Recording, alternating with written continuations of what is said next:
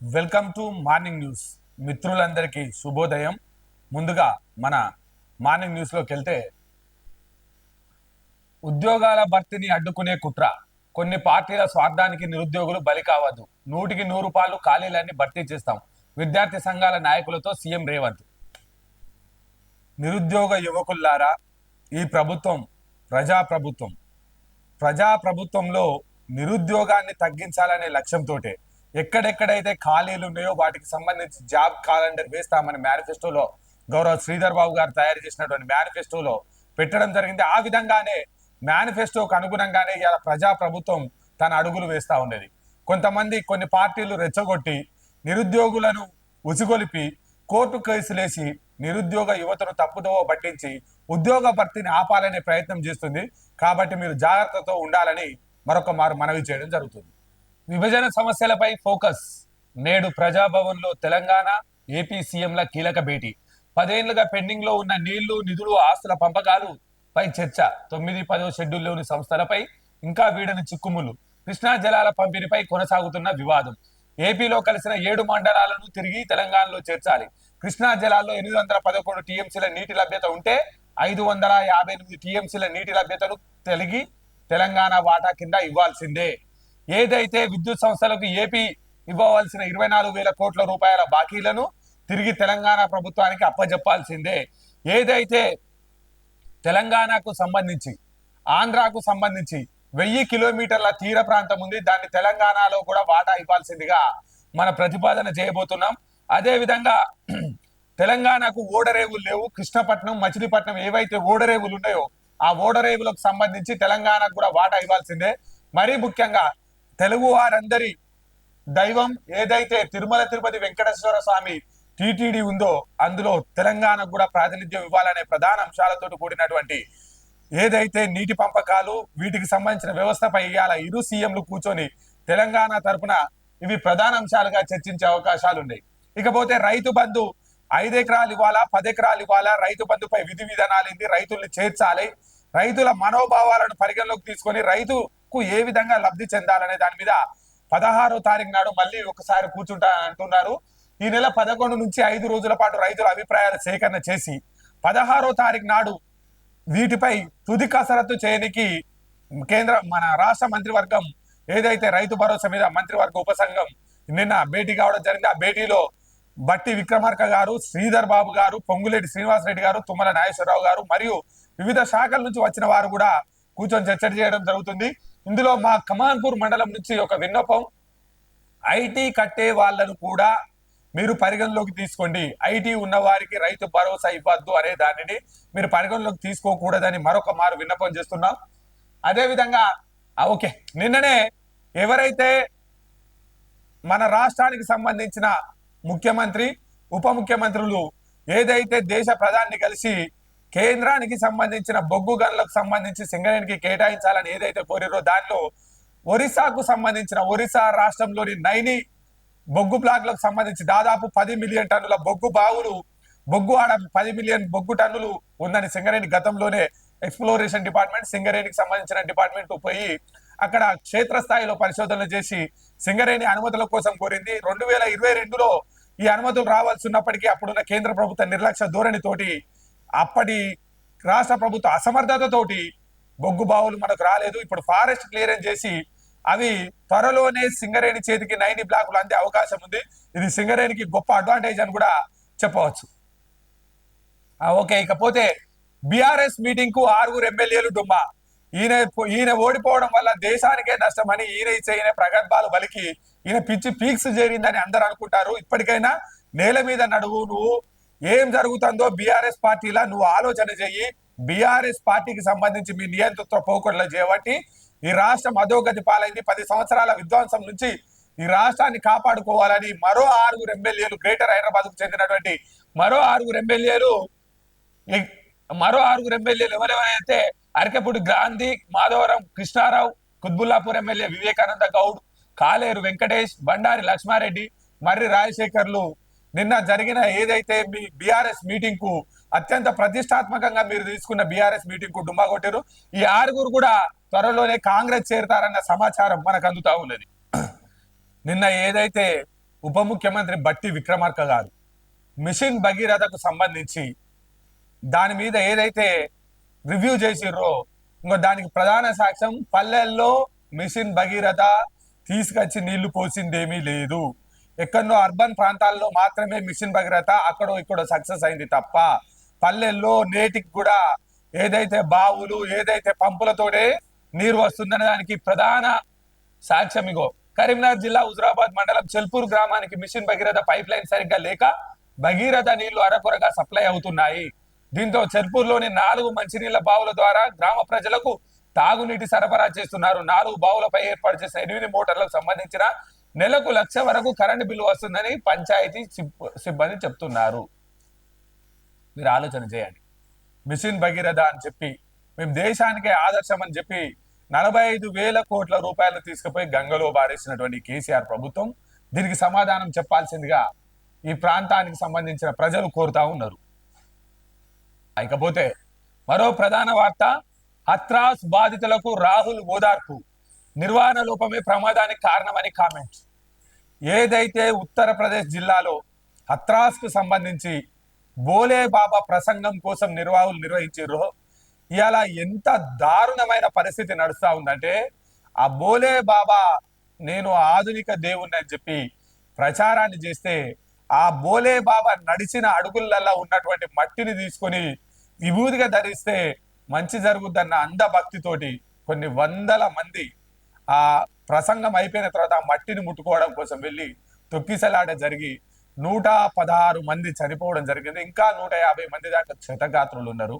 దయచేసి ఈ దేశంలో దైవాన్ని నమ్మండి, కాదనట్లేదు, కానీ దయ్యం పేరుతో దైవాన్ని కూడా ఇబ్బంది పెట్టే విధంగా చేసే ప్రయత్నాన్ని జర అంధభక్తులు వీడాలని కోరుతూ, ఇంత జరిగినప్పటికి కూడా ఈ దేశంలో ఆ బోలే బాబా మీద మాత్రం ఎక్కడా ఎఫ్ఐఆర్ చేయలేదు.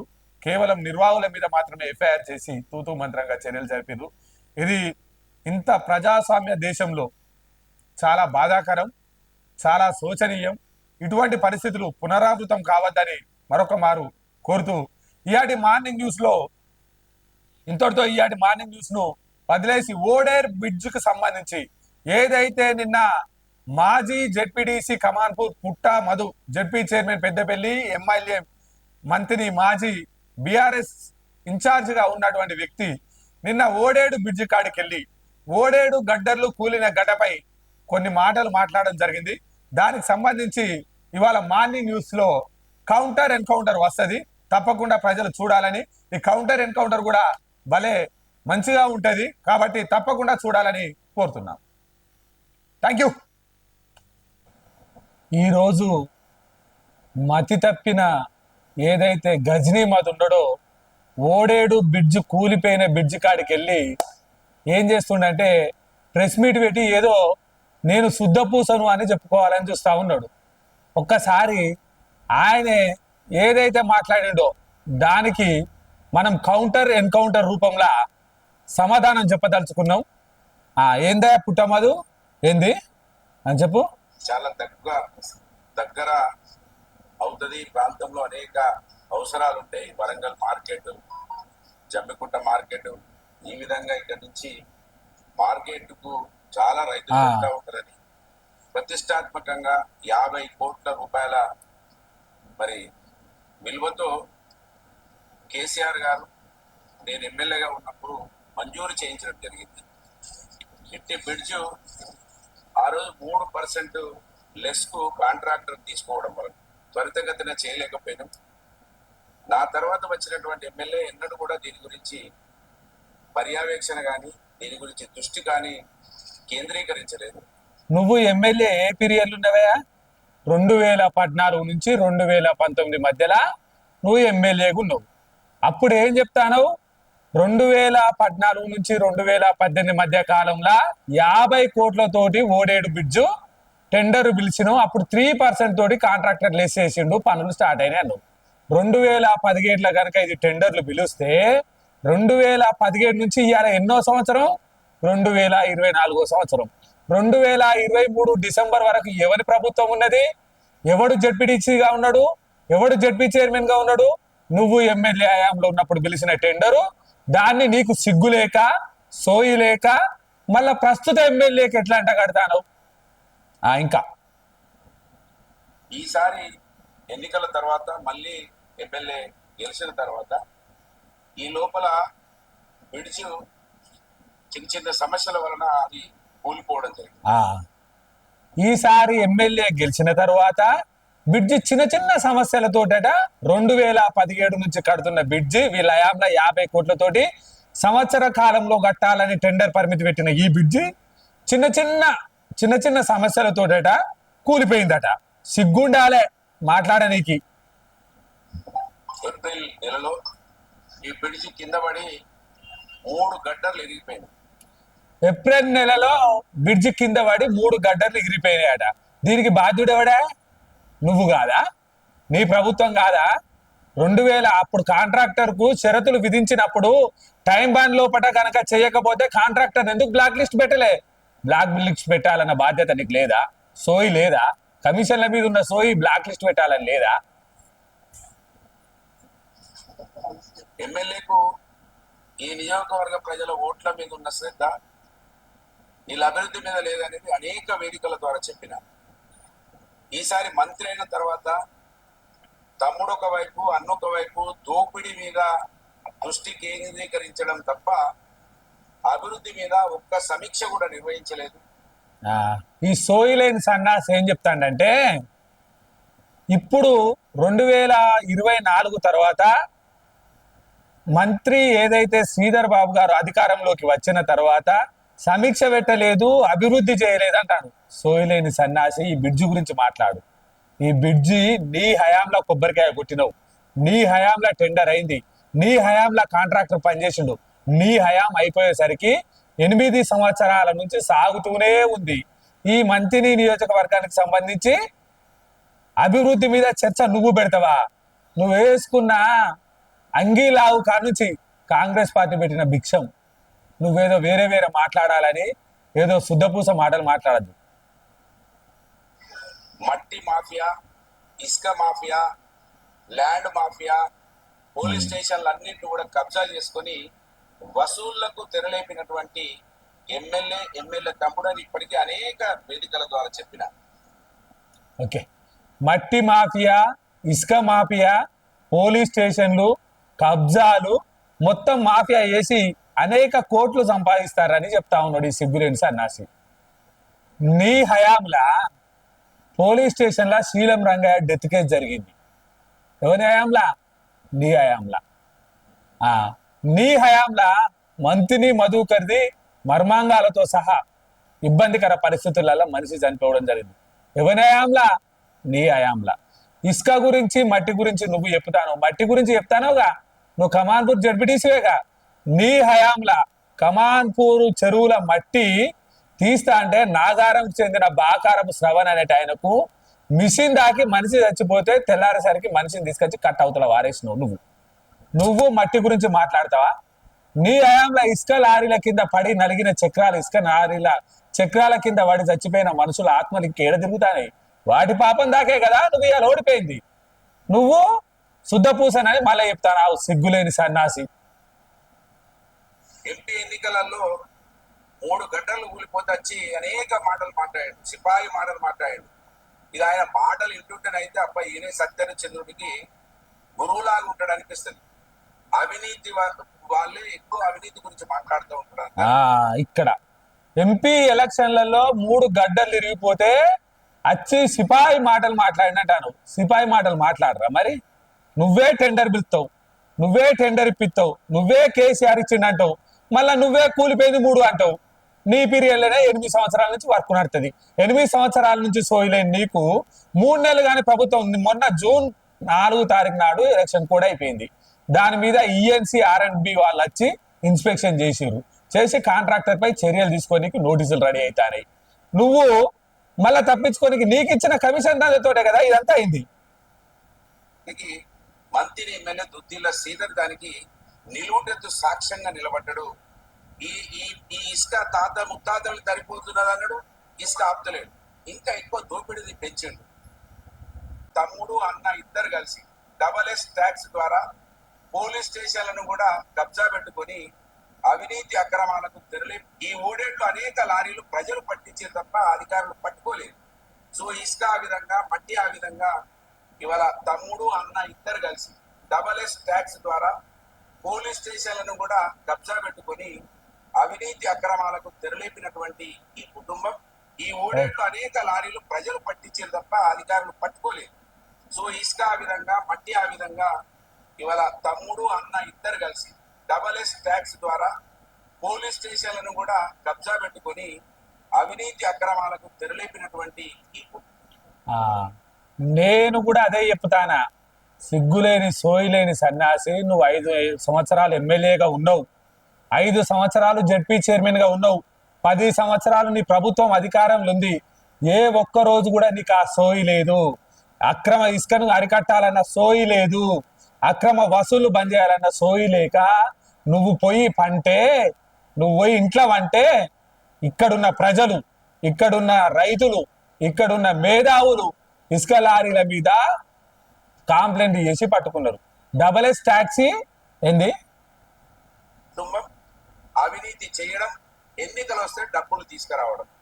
పోయిన ఎన్నికలలో 50 కోట్ల రూపాయలు ఖర్చు పెడితే ఈ ఎన్నికలలో 100 కోట్ల రూపాయలు ఖర్చు పెట్టినటువంటి చరిత్రను మంత్రిని ప్రజలు గమనించకపోవడంతో మోసం చేయడానికి వాళ్ళు అవలీలగా 5 సంవత్సరాలకు ఒక కొత్త రూపంలో వస్తా ఉన్నారు. కనుక ఇవాళ ఎమ్మెల్యే నేను అడుగుతున్నా, నువ్వు ఈ శుద్ధపూస మాటలు బంద్ చేయాలి. నువ్వేమంటావు? పోయినసారి ఎలక్షన్లలో 50 కోట్లు, ఈసారి ఎలక్షన్లలో 100 కోట్లు పెట్టిండు. ఆ 100 కోట్లు పెట్టి ప్రజలను మభ్యపెట్టి ప్రతి 5 సంవత్సరాలకు ఒకసారి ఎలక్షన్లలో డబ్బులు దొరికిస్తారంటారు. మరి నీకెక్కడి అయ్యా? నీకు జడ్పీ చైర్మన్ గా, నీకు ఎమ్మెల్యేగా 3 సార్లు పోటీ చేసాయని పైసలు నీకు ఎక్కడియే? నీకేం నుంచి వచ్చినాయి? నువ్వు పొలం నాటించినవా? నీకేం నుంచి వచ్చినాయి? నువ్వు చేసిన దండలేంది? సరే, వాళ్ళ కుటుంబం అంటే 50 సంవత్సరాల నుంచి రాజకీయం ఉంది, రాజకీయాలు ఉన్నారు, సర్వీస్ చేస్తాండ్రు. ఏ రోజన్నా నీ గురించి, నీ వ్యక్తిగతం గురించి మాట్లాడిన దాఖలాలు చూపిస్తావా? నీకేం నుంచి వచ్చినాయా? నీ ఇల్లు ఎట్లున్నది? నీ ఇల్లు కేసీఆర్ ఇల్లు లెక్క ఉన్నది, రాజభవనం. ఏం నుంచి వచ్చినాయి పైసలు? ఎట్లా ఎట్లా సంపాదించినావు? నువ్వు మళ్ళా పైసల గురించి మాట్లాడితే ఎట్లుంటది? ఎంపీ ఎన్నికలలో ఎన్నికలు వచ్చి 3 గడ్డలు కూలిపోయినాయి, అవినీతి జరిగింది, దీని వెనుక ఏమున్నదో అని తేల్చి తీస్తా, పెద్ద సిపాయి పనులు చేస్తా అన్నావు కదా, ఏం చేసినావు? ఏప్రిల్ నెలలో ఇక్కడికి వచ్చిపోయినావు కదా. నీ కోడ్ కూడా జూన్ 4వ తారీఖు నాడు కోడ్ అయిపోయింది. ఇవాళ జూలై 3 నాడు మళ్ళీ గడ్డలు కూలిపోయినాయి. సిపాయి మాటలు ఇప్పుడు ఎవరు మాట్లాడతారా? నువ్వే చెప్తాను. ఏప్రిల్ 4 నాడు నువ్వు ఇక్కడికి వచ్చినావు, వచ్చి 3 గడ్డలు కూలిపోయినాయి. 3 గడ్డలు కూలిపోయినాయి కాబట్టి నేను దీని మీద సమీక్ష చేపిస్తా, దీని మీద ఎంక్వైరీ చేపిస్తా అని అన్నావు. జూన్ 4 నాడు నీ ఎలక్షన్ కోడ్ అయిపోయిందని నువ్వే చెప్తాను. జూన్ 4కు జూలై 4కు నెల రోజులు అవుతుంది. నెల రోజుల కార్యక్రమంలో ఆర్ఎన్బి ఈఎన్సీ గారిని, ఆర్ఎన్బి ఎస్సీ గారిని 2 సార్లు పర్యవేక్షణకు అక్కడికి పంపినాం. కాంట్రాక్టర్లకు లీగల్ గా ప్రాథమికంగా నోటీసులు ఇచ్చినాం. కాంట్రాక్టర్ను వర్క్ సంబంధించి, దానికి సంబంధించిన ఏదైతే ఆర్ఈ ఉందో దాన్ని పురపరిశీలన చేస్తా ఉన్నాం. మరి నువ్వేం చేసినావే? 8 ఏళ్ల నుంచి ఏడతాయి పన్నావు. 8 సంవత్సరాల నుంచి ఈ బ్రిడ్జ్ పనులు నడుస్తా ఉన్నాయి కదా దాదాపుగా. మరి 8 ఏళ్ల నుంచి నువ్వు వేడిపోయినావు. 30 రోజులకే నువ్వు అడుగుతున్నావు కదా. మరి నువ్వు ఎమ్మెల్యేగా ఉండి జడ్పీ చైర్మన్ గా ఉన్న 8 ఏళ్ల నుంచి బ్రిడ్జ్ మీద ఎందుకు సోయి లేదు? సిపాయి మాటలు ఎవరి? నెక్స్ట్, ఆ రోజే నువ్వు పర్యవేక్షణ చేసి ఉంటే, ఆ రోజే దీన్ని దృష్టి కేంద్రీకరించి ఉంటుంటే ఈ ఈ విపత్తు జరిగిపోకపోవు. 3 గంటల కింద మనుషులు ఉంటే ఎట్లా? వాళ్ళు చనిపోతే ఎట్లా? మరి 5 గంటల కింద మనుషులు ఉంటే ఎట్లా? ఏం చేసినవా? అవినీతి ఏం తీసినావు? ఇది ఎందుకు కూలి అనేది నువ్వు ఏం పరిశీలించినావు? 3 గడ్డలు కూలి, 3 గడ్డలు కూలితే 3 గడ్డల కింద మనుషులు ఉంటే ఎట్లా? 5 గడ్డలు కూలినాయి కదా, 5 గడ్డల కింద మరి మనుషులు ఉంటే ఎట్లా అని మాట్లాడతాను. ఏం పరిశీలన చేసినావు అంటాను. ఏం పరిశీలన చేసినావు చూడలేదా? పేపర్లు చూడవా? ఏం పరిశీలన చేసినావు? నీకు రాలే? ఏం పరిశీలన చేసినాం అంటే ఎస్సీని ఈఎన్సీని తీసుకొచ్చి పరిశీలన చేసినాం, కాంట్రాక్టర్లకు సూచనలు ఇచ్చినాం. అవసరమైతే బ్లాక్ లిస్ట్ చేయమని నోటీసులు సందేశాలు ఇచ్చినాం. దానికి సంబంధించింది అవుతుంది. అవినీతిని తీస్తా అన్నావు, అవినీతిని తీస్తా అన్నావుగా, తీస్తాం బిడ్డ, అవినీతి బరాబరి తీస్తాం. నువ్వు ఎందుకు అంతగానం తొందరపడతావు? అవినీతిని బరాబరి తీస్తాము. నెక్స్ట్ అప్పుడే మొత్తం పిడిచంతా చెక్ చేయాల్సిన అవసరం ఉంటే దీని మీద నేను దృష్టి పెట్టావు. మట్టి ఏ విధంగా దోసుకుపోవాలి, ఇసుకే విధంగా దోసుకుపోవాలి, నా తమ్ముడు సంచులు ఎట్లా నింపుకోవాలి, నా తమ్ముడు మళ్ళీ 5 సంవత్సరాలకు 200 కోట్ల 300 కోట్ల పట్టుకొని రావాలి. ఈ అమాయక ప్రజలలో ఒక్కడిగా ఎదిగితే మాలాంటి వాళ్ళ మీద అనేక అపవాదులు పెట్టి మమ్మల్ని దోషులుగా ఇక్కడ చిత్రీకరించి మమ్మల్ని ప్రజలకు దూరం చేసి నీ కుటుంబం అవినీతిమైనటువంటి కుటుంబం అనడానికి ఇవాళ 5 గడ్డలు కూలిపోవడానికి నువ్వే బాధ్యుడివి. ఏం చెప్తాండు? ఇసుక పైసలు ఏనంగా దోసుకపోవాలి, మట్టి పైసలు ఏనంగా దోసుకపోవాలి, లేకపోతే ఈ బిడ్జు కూలిన దానికి నువ్వు సమాధానం చెప్పాలి, మేము డబ్బులు వసూలు చేయనీకన్నాం. ఈ ప్రపంచంలో ఎవ్వరన్నా పోలిక ఎవరినన్నా అడుగుదాం, ఏ ఒక్కరినన్నా అడుగుదామా మధు? నిన్ను నేను పుట్టమదనల్లా గజని మదనల్లా నాకు అర్థమైతే లేదు. ఈ 8 సంవత్సరాల కాలంలో ఈ బ్రిడ్జికి సంబంధించి రివ్యూ చేయాల్సిన బాధ్యత నీది. గడ్డలు కూలిపోతే నీ హయాంలో జరిగిన దాన్ని బ్లాక్ లిస్ట్ సంవత్సరంన్నర తర్వాత బ్లాక్ లిస్ట్ పెట్టి కొత్త కాంట్రాక్టర్ని పిలవాల్సిన బాధ్యత నీది. ఇసుకకు సంబంధించి ఇప్పుడు ప్రతి ఇసుక క్వారీ వద్ద గవర్నమెంట్కు రాయితీ కట్టే విధంగా ఎక్కడ నీ ప్రైవేట్ లారీలను, ఎక్కడ నీ అనునాయుల లారీలను నడపకుండా చేసి నీతిబద్ధమైన పాలన అందిస్తానం కాబట్టి ఇదంతా అక్కసు అని చెప్పి ఇంకా ఈ పరిపాలనే బాధ్యత. నువ్వు అన్నావు కదా అవినీతి అని. అవినీతి బయటికి తీస్తే ఆ రోజు ఎవరున్న మంత్రి?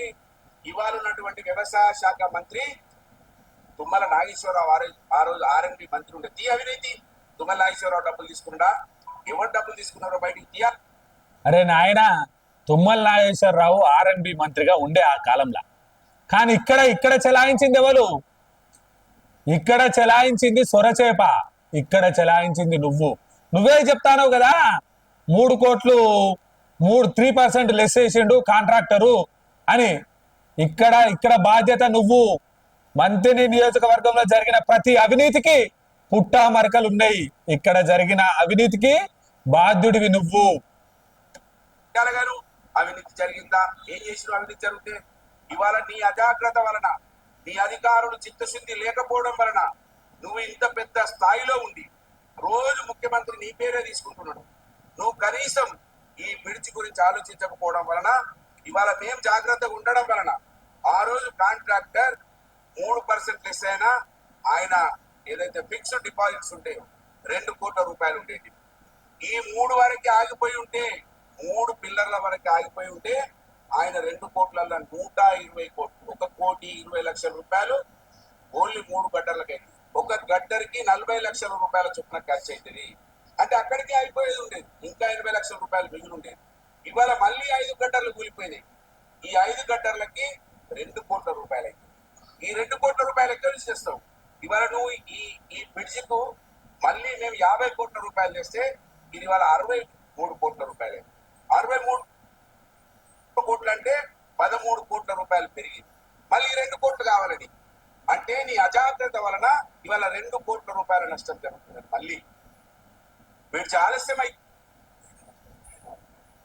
ఏం చెప్తాండి ఆయన? బ్రిడ్జి అప్పుడు 3%కు లెస్ చేసిండు. కాంట్రాక్టర్ కట్టకపోవడం వల్ల 50 కోట్లు అదనంగా అయింది. 50 కోట్ల నుంచి ఇప్పుడు మళ్ళీ 13 కోట్లు పెరిగింది, 63 కోట్లు. నీ తాత జాగీర్ అని 63 కోట్ల బిల్లు పెరిగిందా? ఎందుకు పెరుగుద్ది? నువ్వు కరెక్ట్ గా జెడ్పీ చైర్మన్ గా, నువ్వు ఎమ్మెల్యేగా కరెక్ట్ గా ఉండేది ఉంటే ఈ 63 కోట్ల నష్టం ఎందుకు వచ్చు?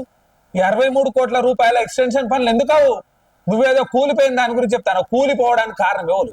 ఇన్ టైంలో కట్టేది ఉంటే, కాంట్రాక్టర్ మెయింటెనెన్స్ కరెక్ట్ టైంలో చేసేది ఉంటే, కాంట్రాక్టర్ పైన బిల్లుల నుంచి మేము పైన బిల్లులతో పాటు బ్లాక్ లిస్ట్ కనుక చేసే ఉంటే కొత్త కాంట్రాక్టర్ని పిలిచేటోళ్ళం. అజాగ్రత్త చేసింది నువ్వు, డబ్బులు దుబారా చేయించింది నువ్వు, ఎస్టిమేట్లు పెంచిచ్చింది నువ్వు. కాంట్రాక్టర్ ఇంకేమంటాడా చూద్దాం, ఏమంటాడా? అవుతుంది కనుక నీకు చిత్తశుద్ధి లేదంటానికి ఇదొక సాక్ష్యం. ఇవాళ అంటున్నావు కదా నువ్వు అవినీతి అని. నీకు బ్రిడ్జిలు ఎట్లా కడతారు, అభివృద్ధి ఎట్లా జరుగుతుంది, ఈ ప్రజల అవసరాలు ఎట్లా తీర్చాలని నీకు చిత్తశుద్ధి లేదు. నేను ఏమో చెప్తా అండినే సిపాయి మాటలు మళ్ళా. బ్రిడ్జిలు ఎట్లా కట్టాలో, రోడ్లు ఎట్లా వేయాలో ఈ ప్రజల మీద చిత్తశుద్ధి లేదు అని అంటానవా? ఒక్కసారి నువ్వు కళ్ళు మూసుకొని 30 సంవత్సరాల క్రితం ఉన్న మంత్రిని, ఏ విధమైన మంత్రి ఉండే, ఏ విధంగా తయారైందో ఒకసారి చూడు. నువ్వు చేసిందేంది?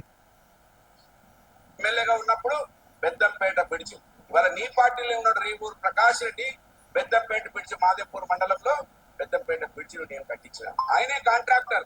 ఆయన ఎంతకు పోయిండు పెద్ద రేవూరు ప్రకాష్ రెడ్డి. ఆయనకు అక్కడ ఉన్నటువంటి మా నాయకులతో సహకారం చేయించి అటు ఇటు అప్రోచ్ వహించి ఇవాళ కూడా మీ రేవూరు ప్రకాష్ రెడ్డి అక్కడ ఉన్నటువంటి మా లింగంపల్లి శ్రీనివాసరావుకు డబ్బులు ఇవ్వాలి. అది మేము దగ్గరుండి కట్టించినాం. ఇవాళ మోదేడు బ్రిడ్జిని కట్టించినాం. ఇవాళ ఉన్నటువంటి రమేష్ డి ఉన్నాడు ఆర్ఎంపీ పెద్దపల్లిలో, ఆయన కూడా పాపం సొంతంగా కష్టపడి మేము ఆ కాంట్రాక్టర్ సహకారం చేసి మోదేడు దగ్గర బ్రిడ్జిని కట్టిస్తే మోదేడు ప్రజలకు రాకపోకలు పెంచినాం. ఈ విధంగా పరిశీలన చేసినాం. ఏం చెప్తాండే ఆయనే? పెద్దంపేడు బ్రిడ్జి కట్టించినాం మేము దగ్గరుండి, మోదేడు బ్రిడ్జి కట్టించినాం అంటాను. మరి కాళేశ్వరం సంగతి ఏమే? కాళేశ్వరం కూడా కట్టించిండే? కాళేశ్వరం కూడా మీరే కట్టించారు కదా. అన్నారం ఉంగిపోయింది, మేడిగడ్డ ఇంకిపోయింది, సుందిర్ల కరకట్ట వలిగిపోయింది. మరి కాళేశ్వరం గురించి చెప్తలేవు. నువ్వు కట్టించిందల్లా ఏ స్కీమ్ చేసినా పెద్ద స్కామ్ చేసే ఆ స్కీమ్ ఇంప్లిమెంట్ చేసావు. అంతేకాకుండా గల మంత్రి పట్టణంలో 5% ఎక్సెస్ తోటి ఉన్నటువంటి బ్రిడ్జ్ నీ నాయకుల కాంప్లైంట్ వలన కాంట్రాక్టర్ వెళ్ళిపోతే పారిపోతే మళ్ళీ ఒక ఇద్దరు మార్చైనా కూడా అది పూర్తి చేయించింది. ప్రజలారా మీరు ఆలోచన చేయాలి. గజనీ మధు మళ్ళా దొరికిపోయాడు. గజనీ మధు ఏం చెప్తాడంటే, మంతని పట్టణానికి సంబంధించిన బ్రిడ్జు 5% ఎక్సెస్ ఉన్నా కానీ మా కార్యకర్తలు చేయబట్టి కాంగ్రెస్ పార్టీ కార్యకర్తలు పోయి కంప్లైంట్లు చేయడం వల్ల ఆ కాంట్రాక్టర్ వారిపోయిండు అని అంటాడు. ఓకే, మరి తర్వాత ఏం చేసిన అంటాడు, నేను మళ్ళీ ఇద్దరు కాంట్రాక్టర్లను తీసుకొచ్చి ఆ బ్రిడ్జ్ చేసిన అంటాడు. మరి సోయిలేని సన్నాసి ఇదే ఓడేడు బ్రిడ్జ్కి సంబంధించి కాంట్రాక్టర్ నిర్లక్ష్యంగా ఉన్నాడు కదా. మరి ఆ కాంట్రాక్టర్ ప్లేస్ లో బ్లాక్ లిస్ట్ చేసి ఇంకో ఇద్దరు కాంట్రాక్టర్లు ఎందుకు తీసుకురాలే? ఈ బ్రిడ్జిలలో కొంచెం కష్టతరమైనటువంటి పని ఉంటుంది. దీంట్లో ఎక్కువ లాస్ అయితే ఉంటారు. కాంట్రాక్టర్లకి ఎక్కువ లాభాలు ఉంటాయి. కొంచెం నైపుణ్యత ఉన్న వాళ్ళు, ఆలోచన ఉన్న వాళ్ళు, ముందు చూపు ఉన్న వాళ్ళు అయితేనే దీంట్లో ఏమైనా బయటపడతారు. కానీ మిగతా మొత్తం కూడా లోపలికి పోయే ప్రమాదం ఉంటుంది. పాపం కాంట్రాక్ట్ వాళ్ళు లోపలికి పోయి ఈ కాంట్రాక్టర్ కూడా మొత్తం భూములు అమ్ముకొని ఆస్తులు అమ్ముకొని వాళ్ళ దివాళాలు తీసిపెట్టి ఆ షరత్ అనే కాంట్రాక్ట్. ఈ విధంగా ఉంటే నువ్వు అసలు కథ చూసిరా? ఆ ఓడేడు బ్రిడ్జికు సంబంధించిన షరత్ అనే కాంట్రాక్టరు పాపం దివాలా తీసిండట, పాపం లాస్ అయిందట. లాస్ అయ్యి బ్రిడ్జిలు కడితే లాభాలు ఉంటాయి, బ్రిడ్జిలు కడితే నష్టం జరుగుద్దని నువ్వే చెప్తానవు కదా సన్నాసి. మరి నువ్వే అంటానవు కదా.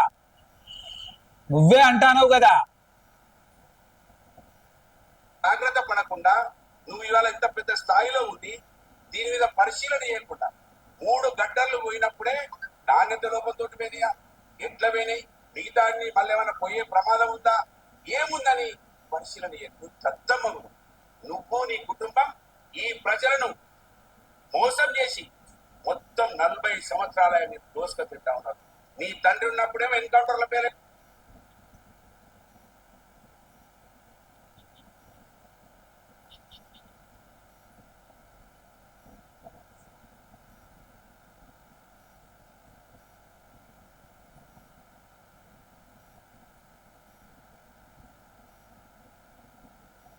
ఈ ప్రజలను మోసం చేసి మొత్తం 40 సంవత్సరాల అమ్ముకొని ఆస్తులు అమ్ముకొని వాళ్ళ దివాళాలు తీసిపెట్టి ఆ షరత్ అనే కాంట్రాక్ట్. ఈ విధంగా ఉంటే నువ్వు జాగ్రత్త పడకుండా నువ్వు ఇవాళ ఇంత పెద్ద స్థాయిలో ఉండి దీని మీద పరిశీలన చేయకుండా 3 గడ్డలు పోయినప్పుడే నాణ్యత లోపంతో పోయినాయా, ఎట్లా పోయినాయి, మిగతా మళ్ళీ ఏమైనా పోయే ప్రమాదం ఉందా, ఏముందని పరిశీలన చేయకు. దద్దమ్మను నువ్వు నీ కుటుంబం ఈ ప్రజలను పుట్టమధు నువ్వు శ్రీధర్ బాబు గారిని పట్టుకొని దద్దమ్మవు అంటాను. మాటలు మాకు రావా? విధవా? మాకు మాటలు రావా? మాట్లాడు రాదా? నీ అంత చౌటలు ఎవడున్నాడు? నీ అంత దద్దమ్మ ఎవడున్నాడు? నీ అంత యూజ్లెస్ ఫెల్లో ఎవడున్నాడు? దద్దమ్మ అంటున్నావు కదా, నీ అంత దద్దమ్మ ఎవడున్నాడు? మోసం చేసి మొత్తం 40 సంవత్సరాల దోసుక తింటా ఉన్నారు. నీ తండ్రి ఉన్నప్పుడేమో ఎన్కౌంటర్ల పేర్ల మీద అనేక మంది అమాయకులను చంపించిండు. నీ తండ్రి ఒక దిక్కు చంపించిండు, ఇవాళ నువ్వు ఒక దిక్కు అరాచకాలు. మాలాంటి వాళ్ళని వెతుకుతే రౌడీ షీట్లు ఓపెన్ చేస్తావు. మాలాంటి వాళ్ళను ఏదో ఒక అపవాదు పెట్టి ఏదో ఒక ముద్ర వేసి ఈ సమాజానికి దూరం చేసి ఇక నువ్వు మారవా? బుద్ధి రాదా? శ్రీపాదారావు గారు నీకు బిచ్చం వేసిండయా, నీకు తెల్ల బట్టలు ఇచ్చిండు. చచ్చిపోయిన మనిషి మీద ఎన్ని మాటలు మాట్లాడతావు? ఏం చంపించిండు? నిజంగానే వాళ్ళు హత్యా రాజకీయాలు గనక నీలాగా చేస్తే 50 సంవత్సరాల కాలం నుంచి ఈ ప్రాంతంలోని ప్రజలు వాళ్ళని ఎందుకు ఆదరిస్తారు? ఏం అరాచకాలు చేస్తారు? ఏం అరాచకాలు చేస్తారా? నడి రోడ్డు మీద కోడిని కోసినట్టో మేకను కోసినట్టో మర్డర్లు చేస్తారా? పెద్ద పెద్ద బంగ్లాలు భవంతులు కట్టుకొని అంగు ఆర్భాటాలు పెట్టుకొని నీళ్ళెక్క తిరుగుతా ఉన్నారా? ఏం చేస్తారు? ఇవాళ 100 కోట్ల రూపాయలను దోసుక తింటా ఉన్నారు. నువ్వు నీ తమ్ముడు అనేది ఇవాళ ఓడేడు విడిచి దగ్గరనే మనకు కనబడతా ఉన్నది. నీకు చిత్తశుద్ధి ఉంటే ఈ 5 గంటలు కూలిపోకపోయేది. మాలాంటి వాళ్ళు ఒక మామూలు స్థాయి ఎమ్మెల్యే స్థాయిలో ఉంటుంది. దానివల్ల ఎమ్మెల్యే స్థాయిలో లేవు, నువ్వు ముఖ్యమంత్రి పక్కన లేకూర్చొని. నేను అదే చెప్తానా, సోయిలేని సన్నాసి. నువ్వు ఎమ్మెల్యే స్థాయిగా ఉండే రాజభవంతులు కట్టినవు. నువ్వు మామూలు ఎమ్మెల్యే స్థాయి అని చెప్తున్నావు కదా, మరి ఆ స్థాయిలో ఉండే నీకు ఇన్ని పదవులు, ఇన్ని పైసలు ఎట్లా వచ్చినాయి? నీకు ఇంత దర్పం ఎట్లా వచ్చింది? ఇంత ధనం ఎట్లా పెరిగింది? ముఖ్యమంత్రితో ప్రతిరోజు ఏదో ఒక ప్రశంసలు చేయించుకొని ఇవాళ పత్రికా విలేకరులు కూడా ట్రబుల్ షూటర్ అని ఒక్కరు చేస్తారు, ఏదో షూటర్ అని ఒక ఏం షూటింగ్ చేసిండయా? 5 పిల్లలను కూలగొట్టిన షూటర్ అయినా. పత్రికా మిత్రులారా, మీరు ఆలోచన చేయండి. పత్రికలలో ట్రబుల్ షూటర్ అని రాస్తారు, ఏం షూట్ చేసిండంటారు. కళ్ళు లేని సన్నాసి, నీకు కళ్ళుండి చూడరాకపోతే దానికి ఎవడు బాధ్యుడు? నువ్వేదన్నా మంచి కళ్ళ డాక్టర్ దగ్గర కన్నా తీసుకపో. లేదంటో నేను డబ్బులు పెడతా, ఎవడన్నా పిచ్చాసుపత్రి దగ్గర ఉంటే నిన్ను చేయననే చెప్పిద్దాం. ఏం షూట్ చేయమంటావు? నీ లెక్క రక్త చరిత్ర పార్ట్ 3 తీయమంటావా? ఏం షూట్ చేయమంటావు? ట్రబుల్ షూటర్ అంటే ఈ వ్యవస్థ కోసం పనిచేయడం, సాటి మనిషి కోసం పనిచేయడం, ఈ నా కోటేసిన బిడ్డకు పుట్టిన గడ్డకు ఏదో మేలు చేయాలని పనిచేయడం. అందుకోసం ట్రబుల్ షూటర్ అయిండు. దేనికి ట్రబుల్ షూటర్ అయిండు? నీ లెక్క రక్త చరిత్ర పార్ట్ 3 తీస్తారు ట్రబుల్ షూటర్ అయింది అనుకుంటాను. ఏంది ఇక్కడ ట్రబుల్ షూటర్? 5 గంటలు కూలగొట్టిన షూటర్ గా ఇవాళ మంత్రి నెంబర్లను మనం అభివర్తించాల్సిన అవసరం ఉన్నది. కనుక ఇవాళ అవినీతి ఉంటే తుమ్మల నాగేశ్వరరావు ఉన్నాడు. ఇక్కడ అభివృద్ధి ఎట్లా జరిగిందో ఒక మామూలు బీసీ కుటుంబం నుంచి వచ్చినటువంటి వ్యక్తిగా ఏ విధంగా బ్రిడ్జిలు కట్టించడమో నీ దేవుడు ప్రకాష్ రెడ్డి అడుగు చెప్తాడు. కనుక నీకు బ్రిడ్జిలు కట్టియడము పుట్టమదుకు ఏం దక్కిందయ్యా? నువ్వేదో బ్రిడ్జి గురించి చెప్తానుగా, పుట్టమదుకు దక్కింది నేను చెప్తా. నేను మంతిన్లో అరాచకానికి బీజం వేసినావు, మంతిన్లో రౌడీజానికి రాజ్యం పోసినావు, మంతిన్లో రాక్షసత్వాన్ని చూపించినావు, మంతిన్లో మారణ హోమాన్ని చూపించినావు. నువ్వు అభివృద్ధి గురించి చెప్తావా? రోడ్ల గురించి నువ్వు చెప్తావా? నువ్వు నడిచే రోడ్ ఎవరేసిరా? నువ్వు బుట్టక ముందే కాంగ్రెస్ పార్టీ ఇచ్చింది, నువ్వు చెడ్డీ తొడవక ముందే శ్రీపాదరావు గారు బ్రిడ్జిలు కట్టారు. ఎట్లుండే మంత్రి?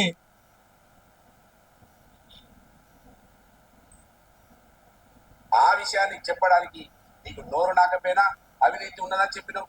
ఇప్పటి వరకు అవినీతి బయటికి రాలే. ఏం తీసినో చెప్పలే. వాళ్ళ ఎన్నికలు వచ్చినాయి అంటే సిపాయి మాటలు మాట్లాడు, అవినీతి గురించి మాట్లాడు. ఇవాళ నీ అవినీతి బట్ట బయలుదేరింది. నీ అవినీతి మధ్య ప్రజలు చూస్తా ఉన్నారు. తాత ముత్తాతల ఇసుక దోసుకపోతుంటారు. ఎందుకు ఆగుతలేదు ఇసుక దోపిడీ? ఎందుకు ఆగుతలేదు? తాత ముత్తాతల ఆస్తి అయిన ఇసుకను గవర్నమెంట్ కు చెందకుండా నీ వ్యక్తులు, నీ బినామీ లారీలు ఇష్టారీతిలా మనుషుల్ని చంపుకుంటా తీసుకుపోతుందని అన్నం. బరాబర్ ఆపినం, నీ ప్రైవేట్ దందర ఆపినం కాబట్టి నీకు ఇంత అక్కసు.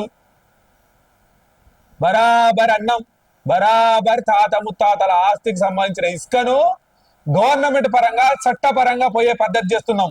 నీలాగా ఇష్టారీతిల విధంగా ఓవర్లోడ్ తోటి లారీల కింద మనుషులు చచ్చిపోయేటట్టు చేయలే.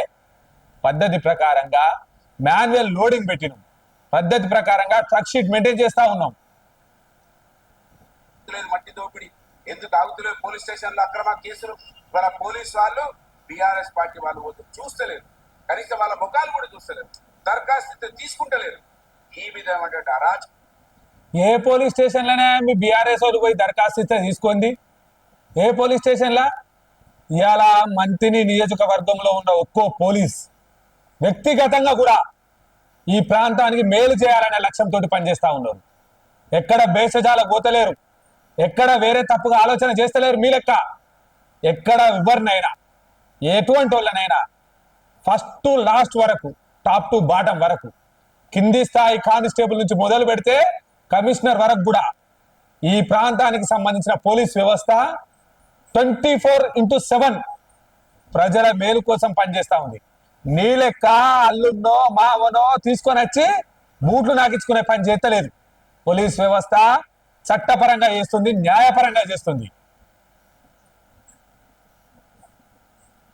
పాలన ఇలా నీ కాంగ్రెస్ ప్రభుత్వం, నువ్వు స్వయంగా నీ తమ్ముడు ధ్వంసం చేస్తా ఉన్నారు.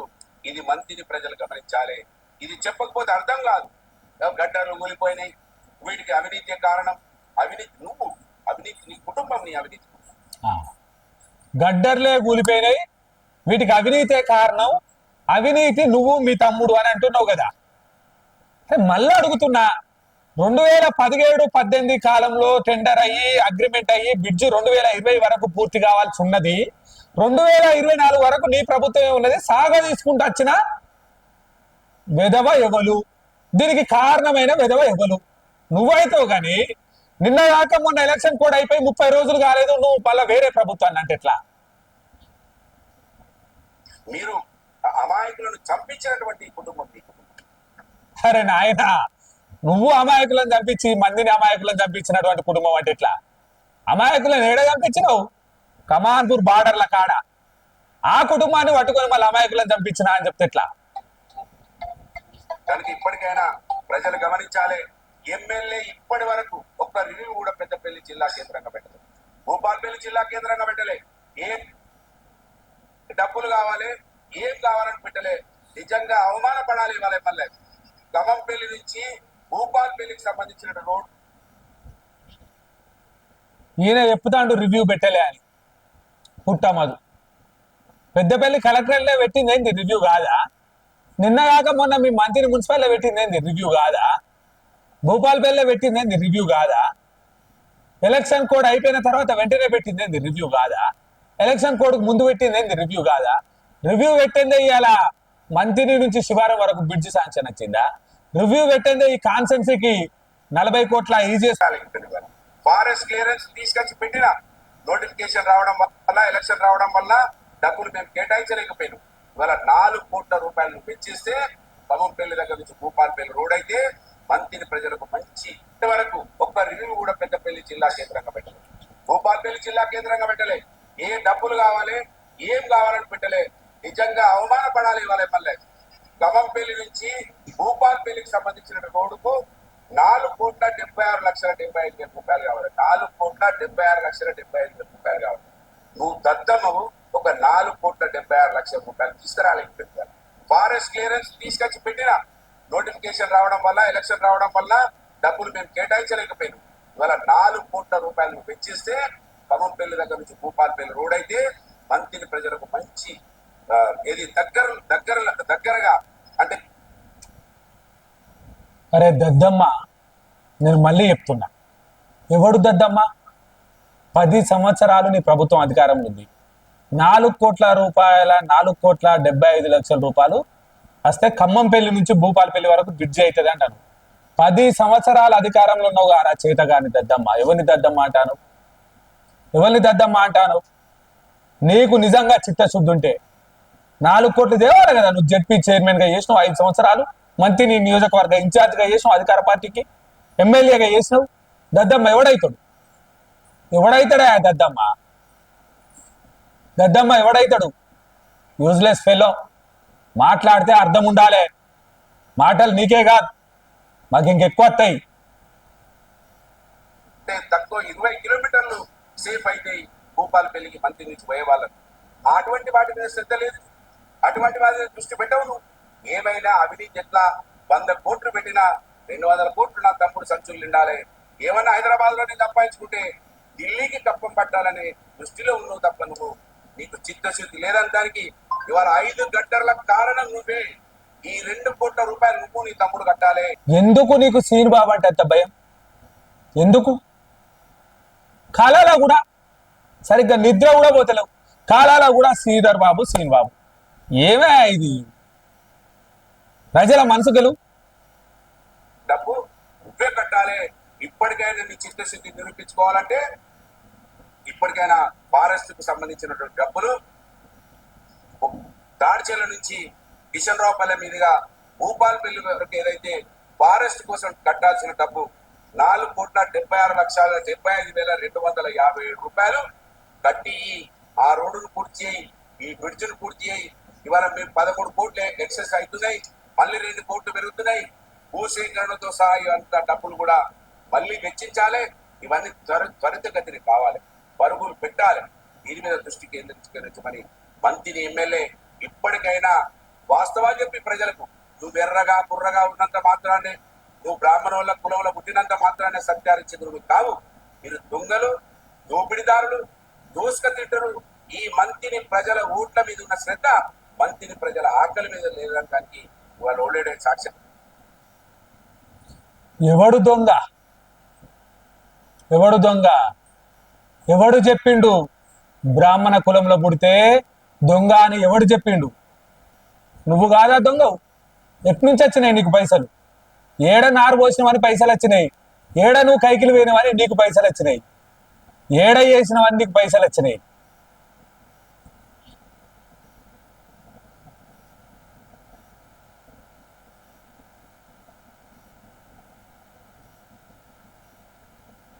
కూడా మళ్ళీ వెచ్చించాలి. ఇవన్నీ త్వరితగతిని కావాలి, పరుగులు పెట్టాలి. దీని మీద దృష్టి కేంద్రీకరించమని మంత్రిని ఎమ్మెల్యే ఇప్పటికైనా వాస్తవాలు చెప్పి ప్రజలకు నువ్వు ఎర్రగా కుర్రగా ఉన్నంత మాత్రాన్ని, నువ్వు బ్రాహ్మణుల కులంలో పుట్టినంత మాత్రాన్ని సత్యారించదు కావు. మీరు దొంగలు, దోపిడిదారులు, దోసుక తింటరు. ఈ మంత్రిని ప్రజల ఓట్ల మీద ఉన్న శ్రద్ధ మంత్రిని ప్రజల ఆకలి మీద లేదనడానికి వాళ్ళు ఓడేడే సాక్ష్యంగా కనబడతా ఉందని డిమాండ్ చేస్తా ఉన్నాం.